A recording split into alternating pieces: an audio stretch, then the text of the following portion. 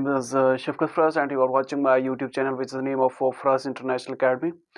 आज का जो हमारा टॉपिक है वो है चैप्टर नंबर 2।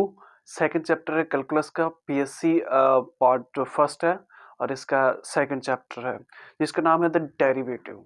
आज हमने डेरिवेटिव के हवाले से एक प्रॉपर तरीके से स्टडी करनी है, सिर्फ और सिर्फ डेफिनेशन उसकी नहीं हमने स्टडी करनी, उसकी एप्लीकेशन और उसके फार्मूला, उसका मेथड क्या है, उस फार्मूले में हर चीज़ की एक प्रॉपर तरीके से एक्सप्लेनेशन और उसकी जो डेफिनेशन है उसको उसके हवाले से हमने स्टडी करनी है कि what is the derivative, derivative actually होता क्या है और हम इसको क्यों यूज़ करते हैं और हमारी लाइफ में, इसकी डेली लाइफ में इस डेरिवेटिव का यूजेस क्या है, तो उसके हवाले से हमने स्टडी करनी है आज।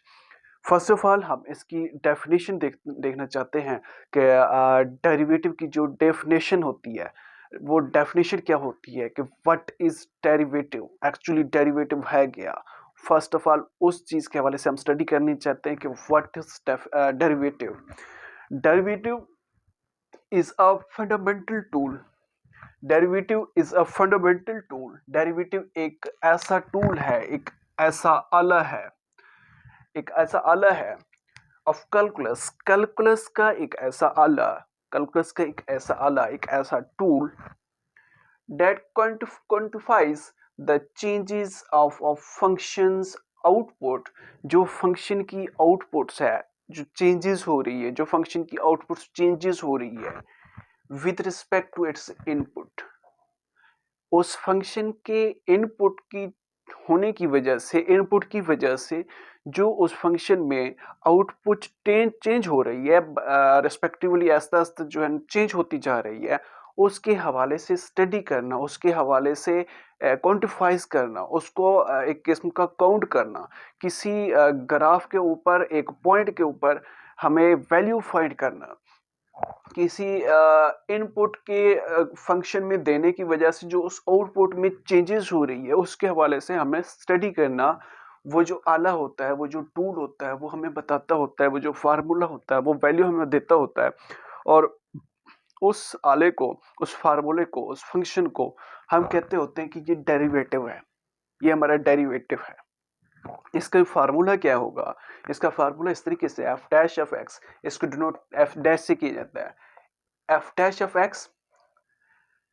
अब जो एक पॉइंट ले रहे हो, लेट्स सपोज आप एच ले रहे हो, एच पे आप डेरिवेटिव फाइंड करना चाहते हो, किसी पॉइंट एच के ऊपर आप डेरिवेटिव लेना चाहते हो, वो जो एच होगा, वो जो एक्स होगा, वो जो टी होगा, वो जो यू होगा, जो पॉइंट भी होगा, वो approximately is equal to zero होगा, वो इतना स्मॉलर होगा, वो अप्रोचेस टू जीरो होगा।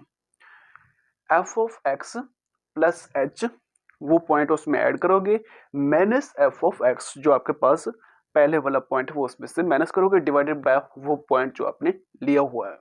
अब जो एफ है, जो इस फंक्शन में, जो इस फार्मूले में एफ है, वो इस पॉइंट पर क्या है, एक डेराइवेबल है या फिर डिफरेंशिएबल है या फिर डिफाइनेबल है।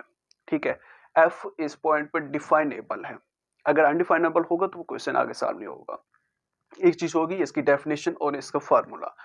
नेक्स्ट हम चलते हैं कि जो डेरिवेटिव है किसी पॉइंट का, किसी ग्राफ का, हम कहाँ पे किस तरीके से फाइंड करते हैं। ठीक है, उसके हवाले से हम देखना चाहते हैं कि डेरिवेटिव हम किस ग्राफ पे किस तरीके से फाइंड करते हैं। हमारे पास एक कंपनी है और या फिर एक बहुत बड़ा बिजनेस है या फिर एक हमारे पास बहुत बड़ा हॉस्टल है, हमने उसका एक मंथ का एक वो फाइंड करनी है, इनकम फाइंड करनी है, उसका लॉस फाइंड करना है, तो हमारे पास एक ग्राफ बन जाता है। उस ग्राफ की मदद से हमने किस तरह इसका वो फाइंड करना है। हमारे पास कोई ऐसा कोई आला तो नहीं है कि हम उसको पुट करें और हमारे पास वैल्यू आ जाए, तो सो सिंपल हम फाइंड नहीं कर सकते, हमें बहुत बड़ी कैलकुलेशन करनी पड़ेगी। तो हमें डेरिवेटिव का सहारा लेना होगा। तो उसको किस तरीके से हम डेरिवेटिव फाइंड करेंगे? एक तो हमारे पास स्लोप होती है, स्लोप के जरिए हम फाइंड कर सकते हैं, स्लोप के जरिए आप वो पॉइंट फाइंड करते हो, लेकिन डेरिवेटिव वो होता है जो आपको। हाँ जी, अब हम देखते हैं कि लफ्ज़ जो रेट ऑफ चेंज है, एक्चुअली जो रेट ऑफ चेंज है उसका मतलब क्या है। रेट ऑफ चेंज का मतलब ये है, अगर हम कोई ग्राफ लेते हैं, कोई भी ग्राफ लेते हैं, किसी कंपनी का ग्राफ लेते हैं कि हमने जनवरी में इतना इन्वेस्टमेंट किया, फरवरी में इतना किया, अगस्त, अक्टूबर, नवंबर, दिसंबर में पूरे साल का एक ग्राफ बनाते हैं और हम देखते हैं कि जनवरी में हमें कितना नुकसान हुआ, उसके बाद फरवरी में हमें कितना फायदा हुआ, क्या क्या किस किस तरीके से हुआ, और उसका ग्राफ बना देते हैं। फिर हम फाइंड करते हैं किसी पॉइंट के ऊपर उसकी वैल्यू फाइंड करते हैं, तो हमें कोई डायरेक्ट वैल्यू नहीं मिलती जब तक हम उसके ऊपर कोई डेरिवेटिव, कोई स्लोप का फार्मूला नहीं लगाते। अगर हम डायरेक्ट वैल्यू फाइंड करते हैं तो हमें बहुत सारी कैलकुलेशन करनी पड़ती है, कंप्यूटर, लैपटॉप, ये वो सब कुछ लेकर आना पड़ता है, फिर हम कैलकुलेशन करते हैं। डायरेक्ट हम अगर फाइंड करते हैं, फर्स्ट करें हमारे पास एक ये ग्राफ है और ये 3 पॉइंट के ऊपर मैं इसका वैल्यू फाइंड करता हूँ, तो इसके ऊपर मैं डेरिवेटिव इम्प्लीमेंट करूँगा। डेरिवेटिव इम्प्लीमेंट करूँगा, मुझे वैल्यू मिल जाएगी इसके ऊपर। मुझे पता चल जाएगा जनवरी में मुझे कितना नुकसान हुआ, मुझे फरवरी में क्या फ़ायदा हुआ था, किस तरह हुआ था, ठीक है।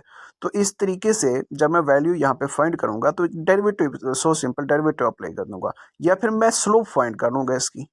तो स्लोप और जो डेरिवेटिव है, इन दोनों का जो रिलेशन है आपस में, वो एक इक्वल का है। मतलब आप लिख सकते हो slope is equal to derivative. तो स्लोप और जो डेरिवेटिव है वो आपको ग्राफ की वैल्यू दे देता है, किसी भी पॉइंट के ऊपर ग्राफ की वैल्यू दे देता है। इट्स मीन स्लोप और derivative both are related to each other. तो डेरिवेटिव जो है आपको ग्राफ की किसी भी मंथ की, किसी भी हाँ जी, अब हम देख चुके हैं, स्लोप की मदद से हम देख चुके हैं कि जो डेरिवेटिव है एक्चुअली एक रेट ऑफ चेंज है। किसी एक वैल्यू के चेंज होने से एक वैल्यू, कोई टाइम हो सकता है, कोई इन्वेस्टमेंट हो सकती है, कोई पैसे हो सकते हैं, कोई चीज़ भी हो सकती है। एक वैल्यू के बढ़ने से दूसरी वैल्यू का चेंजमेंट जो है, एक्चुअली वही ही डेरिवेटिव है।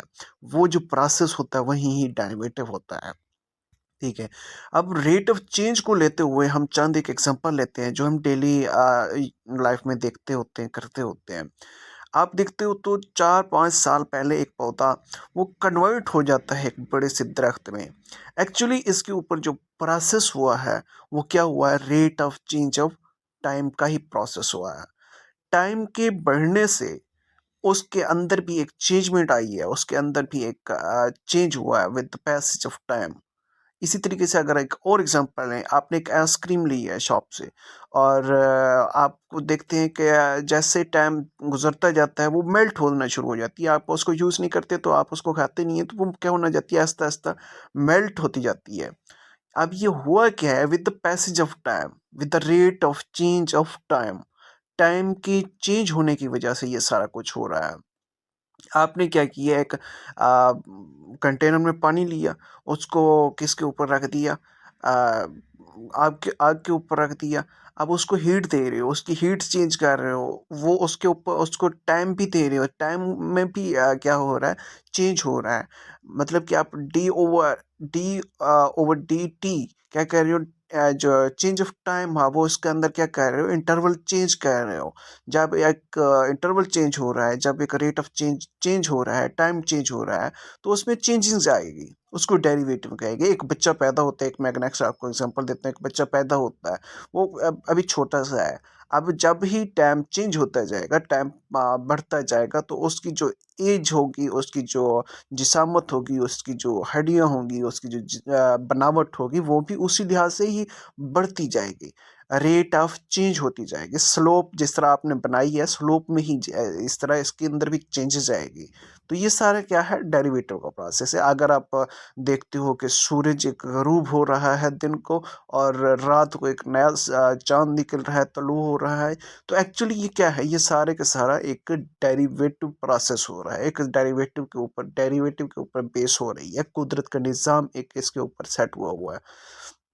अगर मैं आपको इस एग्जांपल का थोड़ा सा कॉम्प्लेक्स करके दूं कि how fast is the train moving after 10 second, अब इसका जो आंसर देगा आपको सिर्फ और सिर्फ डेरिवेटिव देगा। हाँ, ये और बात है, डायरेक्ट देगा आपको, इनडायरेक्ट देगा आपको, लेकिन डेरिवेटिव को ही यूज़ करके आपने इस क्वेश्चन का आंसर फाइंड करना है। तो डेरिवेटिव ही इस क्वेश्चन का आंसर देगा। मैं अगर आपको एक थोड़ा सा और इसी के रिलेटेड एक और एग्जांपल मैं आपको दूं कि आपने फाइंड करनी है किसी मुल्क की, किसी सिटी की, दुनिया की, आपने फाइंड करनी है जी पॉपुलेशन क्या है। कितना इंक्रीज हो रही है पॉपुलेशन, कितना जो है ना एक दिन में इंक्रीज हो रही है, कितना एक सेकंड में इंक्रीज हो रही है। जैसे ऊपर वाले एग्जांपल में अभी 10 सेकंड में कितना ट्रेन मूव करेगी, तो इसी तरीके से जो एग्जांपल नंबर 7 है, पॉपुलेशन भी आप एक सेकंड में बता सकते हैं, एक सेकंड में कितना वो हो रही है, इंक्रीज हो रही है। पाकिस्तान में कितना इंक्रीज हो रही है, मेरे मुल्क में, मेरी कौम में कितना इंक्रीज हो रही है। तो ये सारा जो प्रोसेस है ये आपको डेरिवेटिव देता होता है। उसके बाद अगर आप देखते हो इसका जो मेन यूजेस है डेरिवेटिव को, वो एक उसमें है, जो कारोबार होता है उसमें होता है। What is the rate of change of the profit when sales reach 10,000। इसकी आपने प्रॉफिट फाइंड करनी है।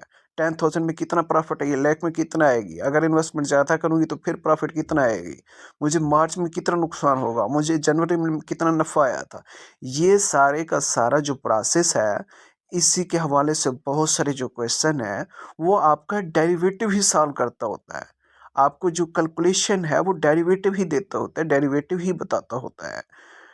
आप इन चंद एग्जांपल से बहुत सारी एग्जांपल को देख सकते हो कि ये एग्जांपल इसके साथ रिलेटेड है, ये इसके साथ रिलेटेड है। अगर आप उनको रिलेट करते जाओ, इन एग्जांपल को करते जाओ, तो आपको डेरिवेटिव का अंदाज़ा हो जाएगा कि what is derivative, derivative actually है क्या। जब आपको डेरिवेटिव का अंदाज़ा होगा तो फिर आप कह सको कि जो ये सारी की सारी दुनिया है, ये जो यूनिवर्स है, ये जो निज़ाम शमसी है, ये सारे का सारा बेस कर रहा है डेरिवेटिव के ऊपर। अगर कोई अर्थ मूव कर रही है, सूरज मूव कर रहा है, जो सियारा सितारा मूव कर रहा है, उसकी जो पैमाइश है, उसका जो एक सर्कल है, एक ऑर्बिट है जिसमें वो मूव कर रहे हैं, तो वो